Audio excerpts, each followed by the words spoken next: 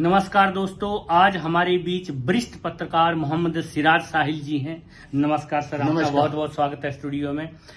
हिमाचल प्रदेश में एक मुस्लिम परिवार ने एक हिंदू लड़की की हत्या कर दी है, तो क्या ये मान लें कि कोई भी राज्य ऐसा नहीं बचा है जहां पर जो है मुस्लिम हिंदू का लड़कियों का जो जिहाद चल रहा है उसको अभी हिमाचल में भी पहुंच गया है, जबकि हिमाचल एक सुरक्षित प्रदेश है, वहां पर इस तरह का कोई भी अभी तक ऐसी घटना नहीं घटी थी। तो इस विषय में आप क्या कहना चाहेंगे? हमारा कहना है कि हमारे देश में जो है इस तरह की चीजें होना बिल्कुल नहीं चाहिए, क्योंकि हमारा देश जो है सदियों से एक आपसी भाईचारे और सद्भावना से रहा है। लेकिन इधर हाल के दिनों में जब से डिजिटल युग की शुरुआत हुई है और मीडिया का असर जो है गांव-गांव गली गली तक पहुंचा है, तो सारी घटनाएं जो है जनता के बीच पहुंच जाती हैं और इस तरह के मामलों को सख्ती से निपटना चाहिए शासन प्रशासन को, और न्याय व्यवस्था के तहत त्वरित कार्रवाई से न्याय होना चाहिए, बिना किसी भेदभाव पक्षपात के, जात पात धर्म को ध्यान में रखते हुए। कहीं ना कहीं जो है हमारी प्रशासनिक और न्यायिक व्यवस्था कमजोर हुई है, इस वजह से भी ऐसी चीजें होती हैं और इस तरह के लोगों के खिलाफ सरकार को सख्त कदम उठाना चाहिए। सिर्फ कानून बनाने से स्थिति नहीं सुधरेगी। सरकार जो है हिमाचल प्रदेश में कांग्रेस की है, वहां पर बहुत ही बढ़िया मुख्यमंत्री सुखविंदर सिंह सुक्खू जी अपने कार्य को अंजाम दे रहे हैं। तो उन्होंने कहा है कि जल्दी इस पे जो है सही फैसला होगा, हिंदू मुस्लिम हिमाचल में ना करेंगे। क्या कहना चाहेंगे आप? हिंदू मुस्लिम हिमाचल में ही क्या, कहीं नहीं होना चाहिए। सब भारतीय हैं और हमारी केंद्र सरकार जो है आदर्श आचार संहिता के तहत जैसे चुनाव होते हैं कि उसके एक नियमों के तहत चुनाव लड़ता है, उसी तरह से जो है सारे नागरिकों के समान अधिकार जो है वो एक करने के लिए वो जो है कॉमन सिविल कोड लाने की भी तैयारी कर रही है। हो सकता है जैसा सरकार सोचती है कि ये कॉमन सिविल कोड आने के बाद इस तरह की घटनाएं कम होंगी, मैं ऐसा नहीं मानता हूं। जब तक के जो है हमारे यहाँ न्यायिक व्यवस्था दुरुस्त नहीं होगी और प्रशासनिक व्यवस्था बिना पक्षपात किए नहीं निभाई जाएगी, तब तक ऐसी घटनाओं को नहीं रोका जा सकता। तो इस विषय में तो आपने बहुत कुछ कह दिया है, जबकि ये बहुत सी प्रॉब्लम्स हैं 1947 से कंटिन्यू हैं, चाहे कहीं भी हो रही हो, चाहे यूपी में हो रही हो, बिहार में हो रही हो। अभी यही सिलसिला दिल्ली से होता हुआ हिमाचल पहुंच गया है। बहुत दुखद बात है, इस विषय के ऊपर हमें गहन चिंतन करना होगा और जो सेंटर में सरकार है उनको उनके संज्ञान में भी ये मामला है, उन्हें भी ये फैसला जल्दी ही देना होगा कि किस तरह से अभी क्या करना है, क्योंकि 2024 के जो इलेक्शन है बहुत महत्वपूर्ण है। उसमें ये भी एक मुद्दा है कि इस तरह की जो हत्याएं हो रही हैं, बलात्कार हो रहा है, बच्चियों को घसीटा जा रहा है, उनकी हत्या हो जाती है,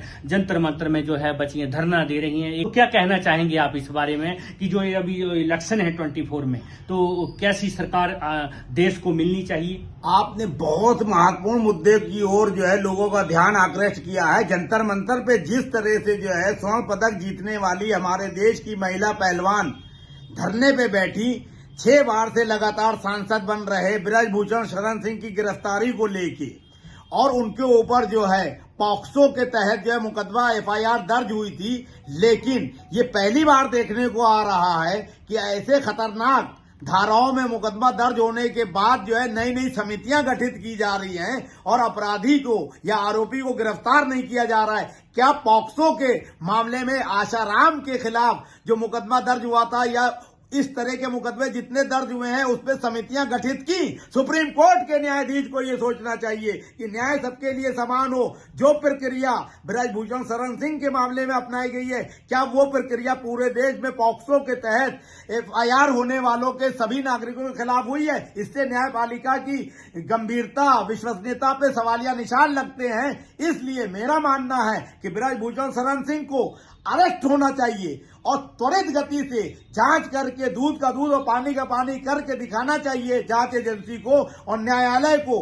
अगर महिला पहलवान नाजायज तरीके से बृजभूषण शरण सिंह साहब को फंसा रही हैं तो उनके खिलाफ कार्रवाई होना चाहिए और बृजभूषण शरण सिंह अगर निर्दोष हैं तो उनको क्लीन चिट मिलना चाहिए।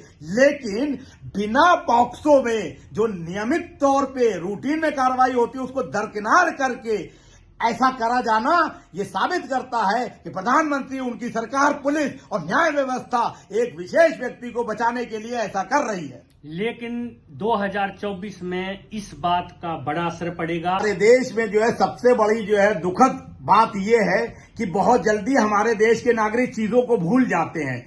ये अभी घटना हुई है, 11 महीने चुनाव में बाकी हैं। देखिए कौन कौन से जो है गेम खेले जाएंगे सभी दलों की तरफ से। यूपीए में जो कांग्रेस नेतृत्व करना चाहती है, एनडीए का नेतृत्व बीजेपी कर ही रही है। ये लोग हर हथकंडा अपनाएंगे देश पे सत्ता को काबिज होने के लिए, लूट खसोट करने के लिए। इनको सबक सिखाने का काम मतदाता ही कर सकता है। जागरूक मतदाता चाहे तो इन नेताओं की कारगुजारियों पे विराम लग सकता है, नहीं तो 75 सालों से जनता लूट पिट रही है, उसके कल्याण के कार्य नहीं हो रहे हैं। ऐसा होता ही रहेगा जब तक के मतदाता जागरूक नहीं होगा। लोकसभा और विधानसभा इलेक्शन महत्वपूर्ण होता है अपने स्थान पे, क्योंकि 5 साल के लिए जनता जनादेश देती है। हर 5 साल में देश को जो है विकास की उत्तरोत्तर गति में जो है आगे बढ़ना चाहिए। नागरिकों के मूल अधिकारों की रक्षा होना चाहिए, महिलाओं का सम्मान हो जाना चाहिए, किसान मजदूर और युवाओं के रोजगार की व्यवस्था होना चाहिए, राष्ट्रीय खजाना मजबूत होना चाहिए, निजीकरण पे रोक लगना चाहिए। लेकिन हो रहा है इसके उलट। वो चाहे बीजेपी हो, कांग्रेस हो, वामों की सरकार हो, किसी और प्रधानमंत्री नेता की सरकार हो, ये व्यवस्था हमारे देश के लोकतांत्रिक ढांचे पे कलंक है। कोई भी उस व्यवस्था को नहीं बदलता है, सिर्फ नाम के लिए सत्ताधारी दल बदल जाता है। कभी बीजेपी, कभी कांग्रेस या कभी कोई और गठबंधन का प्रधानमंत्री बनता है। ये स्थिति एक अच्छे लोकतांत्रिक देश के लिए ठीक नहीं है। तो क्या लगता है आपको 2024 में कौन सा ऐसा चेहरा जो है वो विपक्ष दे रहा है कि वो हमारा नेक्स्ट प्रधानमंत्री होगा? मोदी जी तो हैं आज भी और शायद जनता उनको कल भी चाहेगी, लेकिन विपक्ष क्या विचार कर रहा है? विपक्ष जो है इसी मुद्दे पे जो है भारतीय जनता पार्टी और एनडीए से हारता हुआ दिखाई देता है। कहने को तो जो है विपक्षी लोग एकता का सूत्रपात कर रहे हैं, रणनीति बना रहे हैं, लेकिन उनके पास कोई एक ऐसा चेहरा नहीं है जो सर्वसम्मति से, आपसी सहमति से, एक राय से प्रधानमंत्री नरेंद्र मोदी की टक्कर के लिए उसको पेश किया जा सके। क्योंकि क्षेत्रीय छत्रप और मुख्यमंत्री जो एनडीए और यूपीए में नहीं है, वो मुंगेरी लाल के हसीन सपनों की तरह जो है खुद प्रधानमंत्री बनना चाहते हैं। जब तक के विपक्षी दल के नेता अपनी इस मानसिकता को नहीं बदलेंगे, प्रधानमंत्री नरेंद्र मोदी को नहीं हराया जा सकता है। ये बात मैं कह चुका हूं। मेरा मोबाइल नंबर 9540297770 है। जो विपक्षी नेता मेरा ये वीडियो सुने, हमसे पूछे, मैं बताऊंगा। क्योंकि ना मुझे जो है एमपी बनना है, ना मुझे जो है सत्ता का सुख लेना है। हमें राष्ट्र के लोगों का भला चाहना है। वो चाहे मोदी जी करे और चाहे कोई और करे, लेकिन काम ईमानदारी से और निष्पक्षता से होना चाहिए। नॉर्थ ईस्ट में कुछ लोग जो हैं वो शरद पवार की पार्टी से जीत के आए हैं। उन्होंने अभी यहाँ 25वां स्थापना दिवस मनाया दिल्ली में, और वहां पर उन्होंने उन नेताओं को, उन एमएलए को जो है सम्मानित किया गया। शरद पवार की बढ़ती लोकप्रियता क्या उन्हें प्रधानमंत्री पद के लिए दावेदारी साबित करने को आगे अग्रसर है, या जो है हमारे और दूसरी जगह से जो एक और चेहरा नजर आ रहा है कपिल सिब्बल जी, और इधर जो है हमारे मोदी जी तो हैं ही हैं। तो क्या लगता है आपको कि कौन वो चेहरा जो है 2024 में प्रधानमंत्री पद का दावेदार हो? देखिए, ईमानदारी की बात अगर कही जाए और निष्पक्षता की बात कही जाए तो चाहे शरद पवार जी हो, ममता बनर्जी हो, अरविंद केजरीवाल हो, हेमंत सोरेन हो, नीतीश कुमार हो, टीआरएस के प्रमुख और मुख्यमंत्री तेलंगाना चंद्रशेखर राव हो, चाहे नवीन पटनायक जी हो, सब बड़े नेता हैं अपने अपने स्तर पर।